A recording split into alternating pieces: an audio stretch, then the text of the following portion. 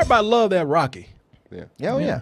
He's a beloved character. He's a beloved He's character. a national treasure. He is. He's got a statue. Like some people think that's a real guy. I know. Well, he got a statue, must be real. I think Philly thinks he's actually a real person. Don't tell him. Don't let him. I had an uncle that for years, even after we told him it's just a movie, it's not real, he thinks there was a real Rocky Balboa. Oh, it's like your mom and Forrest Gump. Like my mom thinks it's a real Forrest Gump. Yeah. Yeah. She's like, where's his statue? Like, man, that cast great, man, because the real Rocky Balboa, boy, he looked just like Sylvester Stallone. I swear to you, that came out of that man's mouth. I'll never forget that shit. That was a moment. I was like 9 when he said that. I'm just looking at him like, you the dumbest motherfucker. In this spinoff sequel, whatever it is, we have young Adonis. And what does Adonis have to do with this this whole Rocky legend? Well, see, young Adonis, he always grew up with the last name Johnson. So when he learned that his father was the great boxer, some say the greatest in the world, Apollo Creed, it was no surprise. And why? Because he grew up beating the fuck out of people. I mean, it was like in his blood. Like DNA could pass off to somebody else for boxing. Kid just beating people up for no fucking reason. Yeah. You know, I can't help myself. Shit. But you know, I'm really sorry about that. Yeah, I'm sorry. But with this right here, with him having he grew up with a natural skill for boxing. Right. But the problem is that he's the product of an affair. His father, Apollo Creed. See, we don't know that story where he was actually fucking around on his wife and then had this illegitimate boy right here. So now people want to credit him with saying, oh, see, well, you good because you Creed. And he's like, I didn't even know my daddy. I'm a bastard kid. You know, I might as well be Adonis Snow or some shit. Right? You know? Pretty much, yeah. Yeah. But he says, you know what? Now I got to go out and prove to the world that it was me that did this the whole time. He has to go out and try twice as hard to show the world that he has and will continue to earn everything on his own without his father's name. Look, let me just tell you something. As I said, everybody wants to know, does this capture the essence of Rocky? I ain't gonna even wait. I'm not gonna even try to build this up. Yes, this has captured the essence of a Rocky movie more than any movie after the original Rocky. Yeah. Strategically, it's like they laid out the first Rocky movie frame by frame and said, all right, we're going to clip this part, and we're going to clip this part, and we're going to clip this part. Now take these pieces and build me a new Rocky. Build me a new Rocky. And see, and the thing is, that's one of those things where you're like, so is that bad? the last few years, will Rocky start to fall off? Look, Rocky, the series was always fun. Yeah. Everybody remembers, what is it, Drago? Who was it? Yeah, Ivan Drago. Ivan Drago. Yeah. Everybody remembers Ivan Drago, the guy that killed Apollo Creed. Everybody remembers Mr. T. Hell yeah. Oh yeah, Clubber Lang. That's my boy right there. Martin loves him. That's Martin's hero. That's Martin's hero right there. Everybody loves these movies for the villains, but see, that's where it got lost. Because it was mostly about the villains. And don't get me wrong, because those villains were cool. They were. Those villains were badass. Look, to hell with Ivan Drago, I've always loved Clubber Lang because Clubber Lang was just fucking raw with his shit. Clubber Lang really didn't give a fuck when he came out anywhere. You know, that mother come out with that. You remember that? When he come out with that, hey woman, you know, he's messing with Mr. That's one of the best lines in movie history. Yeah. Hey woman. Yeah. Hey woman, listen here. Since your old man ain't got no heart, maybe you'd like to see a real man. I bet you stay up late every night dreaming you had a real man, don't you? I tell you what, bring your pretty little self over to my apartment tonight, and I'll show you a real man. You want, you got. Man, he played his ass like a fiddle. He really did. He thought he really had something to say. Yeah. Hey woman, where's the nearest subway at? You know, he thought he really had something to say. And you know, funny thing is, man, that's some real fucking villainy right there. Because he meant that shit. That's some real villainy when you talking to a dude's wife like you her pimp. Hey woman, you know, like, hey woman, where my money at? You know, I'll put you on the corner, bitch. Yeah, hey bitch, hey bitch, what you doing to that man? Get your ass back down the corner. Like some Ike Turner shit, man. You know, the funny thing about it is that Adrian, she actually like she wanted to go with him. I know. She did. Like she was considering. She was like, hold on, I don't know. You know, you might have a point. With this film right here, those are fun right there, having it be all about the villains, but it's cartoonish. You know, and those movies became serious franchise films. Yeah. You know, they became movies that they were more about who is he going to fight next and how can we make them bigger And of course, when they get bigger, they kind of miss the point of what Rocky was about. It's not about boxing. I mean, yeah, it's in there. It's a major part, but it's not about boxing. It's not about the fights or the biggest guy he's going to go up against. It's about humanity. It's about relationships. And the moment that Michael B. Jordan as Adonis Creed and Sylvester Stallone, of course, as Rocky, step on the scene together, their chemistry just sparks, man. I heard about a third fight between you and Apollo. Behind closed doors. That true? How'd you hear about that? Who won? It's kind of a secret. What'd you say your name was? Donnie. Okay. Well, the girl said you wanted to talk about something? Yeah, I want to talk to you about training me. Training. I don't do that stuff no more. Sorry about that. Listen, it's getting kind of late, kid, so I'm gonna close up. How good was he? Apollo? Yeah, he's great. He's a perfect fighter. Ain't nobody ever better. So how'd you beat him? Time beat him. Time, takes everybody out. It's undefeated. Anyway, I gotta lock So when up. Mickey died, he came and talked to you, right? Talked you out of quitting. Took you to L.A., trained you, brought you back.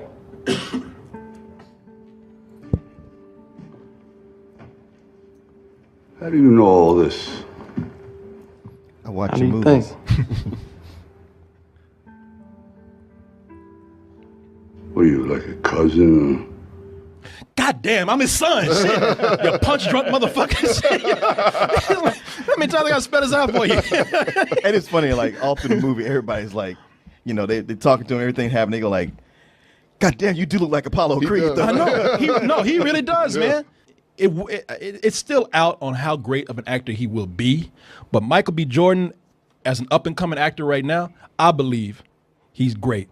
And I enjoyed him in this, man. I thought he was awesome, but you and I've been disagreeing tonight on a lot of things, so I don't know. Well, man, we're just not the same people. And the thing is, I mean, golly, he's got that whole angry young man shtick going on. That's just so like You don't like that shit. I gotta sit through this for 2+ hours, and it's just not very long before he loses that. Mm-hmm. Like really from this scene on, it starts to break down in a way that's very natural. It's not like a complete personality flip. It's just that you see that he's actually done more for himself, and he's coming down, and then the two of them come together. You enjoy that. Every minute they spend together on film, you enjoy it. But what I liked most about this more than anything else is that they really gave Adonis Creed a story. He's a character, like you see him as a little kid. Yeah, he's fighting. He's not a type. He has full dimension.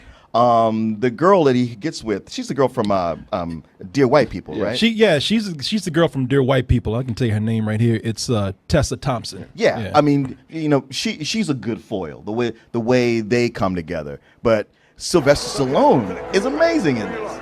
I mean, it's one of those things where every time you forget how talented Stallone is, he comes back for a good Rocky movie like Rocky Balboa, Right. And you go like, oh yeah, he should be doing more stuff like this all the time. He's still out there, working out, being action heroes. But that's the thing. That expendable shit is getting old, man. Not only that, but watching something like this makes me even madder looking at the Expendables. It's like, man, why are you wasting not just our time, but your time? But with this, he lets himself go. He plays his age. He plays a sickly 70-something. Yeah, and I could buy that. And with that, there's a humanity in himself. He seems more real. He actually seems, I mean, granted, he's sick and everything, but he actually seems more vulnerable.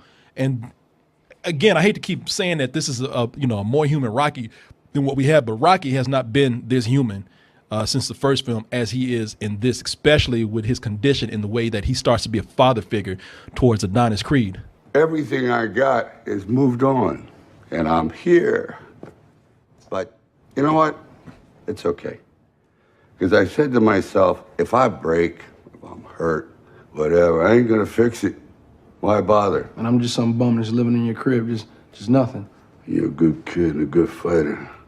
But you got your whole future ahead of you. Mine? Back there, like all them guys on that wall. In the back. In the past. He ain't never sunk himself into a role like this. He's loving everyone. tell you, man. That shit got me. Did you hear how he gave that line right there? Like he's like savoring every word. Here, did you hear that? I'm here. Yeah. Everything I got dare. is moved on, and I'm here. I challenge anybody to watch that scene and not well up. Yeah. It's a very emotional film, man.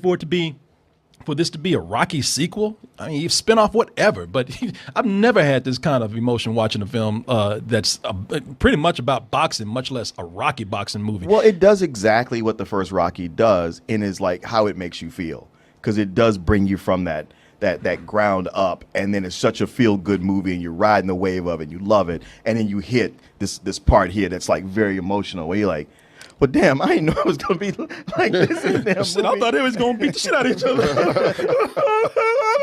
and then it brings you back around. I mean, it really is the feel-good movie of the year, but like it earns it. It's not just, puppies and rainbows. It takes you through everything. But like of all the movies you might watch this year, you come out of just feeling pumped up and like, wow, I just saw something. Yeah. I feel like this is gonna be like the new Guy Cry movie where it's okay to cry. Everybody gonna be crying. It's one of those. But it's gonna be everybody gonna be crying. But this is gonna be the one for the guys to go in and it's cool for them to cry. Yeah. It's about boxing. Right. Yeah. Only sports movies can you do that. But something else. Something else about it. It has over most, if not all, the other Rocky movies. Is that there's real boxing in it. Like if you look at their actual boxing technique, it's actually more on point with real boxing. Because for years I watched Rocky movies, and Rocky would just never throw a jab. You can't be heavyweight champions. All haymakers. Yeah, it's all haymakers. It's all swinging wild and uppercuts. But see, that's the thing about Ryan Coogler. Like we're looking at this scene right here. Yeah. Ryan Coogler. Let's just talk about Ryan Coogler. Ryan Coogler, he's lucky to have worked with Michael B. Jordan because I think he's the one that got brought in. The reason why this is so different. Yeah, I mean, we talk about how the emotion is there and everything, but there's a whole other cultural aspect to this that makes this a different film that we never thought we would have seen on a Rocky movie. I'll get into that in a little bit. Ryan Coogler is a talented guy as a director. He's a little more contemporary. Yeah. Being a black director, he's a little more, he's a little more urban, if you want to use that word. But don't look at him that way. This guy is an accomplished director with this movie, man. Yeah. There's you might have seen Fruitvale Station, right, which is where he worked with Michael B. Jordan, which is based on a true story. That was kind of a low budget drama. Yeah. This right here, festivals. Festival film. Yeah. This right here, there's an amazing fight scene in here where it's all one shot, and I'm not talking about where they just watch them fight. It's a long scene where they follow the boxers to the corners. Oh, damn. They come back out and they start fighting. They beat each other up a little bit. And they go back to their corners, and it's one shot the whole time. And the fight scenes are brutal in this too, man. When they're throwing punches and you see blood being splattered onto the canvas, it feels more real. Yeah. Sometimes the money is there, but you don't even feel like you're watching a big budget movie because these characters seem so real sometimes. There's some moments in here where it's real. Like they have like those really corny Rocky moments in here. Yeah. They got that scene where they're all going down the street and he's moving in slow motion. They're racing around him, and there's a whole sequence where they're like pretty much going around him in circles. These guys on the dirt bikes, and he's in the middle like yeah, and Rocky's up in the window looking at him. He's like. Yeah, give him a thumbs up. Yeah, Creed, and it's like, okay, all right. This movie felt so real. You didn't need to do that to get my emotions. You already had them. Right. But I don't know, man. It's a really good film on its own. I mean, take Rocky out of it. This is what Southpaw should have been. That's what the whole time I was thinking when it was done. I was like, they should just invite Antoine Fuqua to the premiere just so they can give him a shout out and go like, eat your heart out, son. They probably did. He didn't want you to do it. Yeah. This, as far as a boxing film goes, this is great. It's just a good film on its own. But yeah, as far as being a Rocky movie, they pulled off a miracle, man. They actually made a relevant Rocky movie that is worthy of being one of the better movies of the year.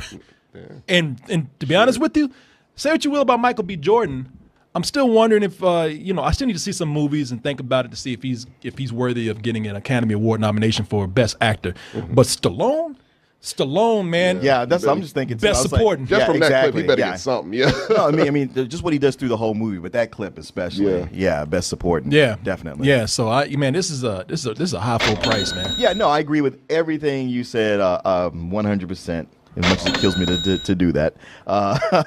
And another cool thing about it, like, it's part of the Rocky canon in the universe, but it also at some point, it makes a reference to all the Rocky movies except 5. It's almost like everybody's like, man, fuck 5. Man, there's even Stallone in the movie. They make a reference to 5, and he said, "Yeah, that was something." Yeah.